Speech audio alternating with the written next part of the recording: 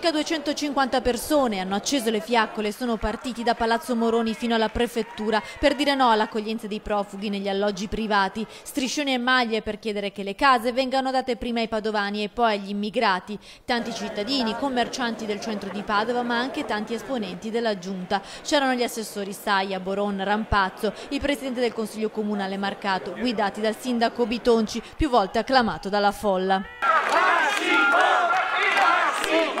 Il messaggio è che la gente è stufa, è stanca, l'amministrazione che dice no ai clandestini nelle case private, perché questo è il tema di questa serata. Noi non vogliamo assolutamente che questo sia l'accoglienza che porta avanti il governo Renzi. Non siamo razzisti, siamo contro il business dell'accoglienza, ha detto Bitonci. Il corteo si è mosso verso le piazze e proprio in Piazza delle Erbe ci sono stati momenti di tensione con alcuni attivisti del centro popolare Gramigna.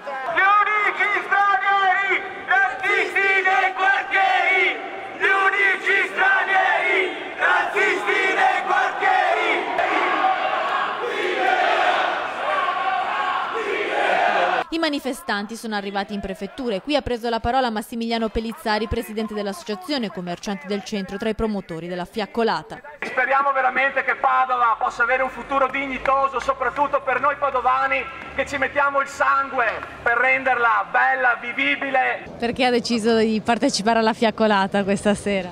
Perché vogliamo un po' di legalità, signorina, di regole fisse.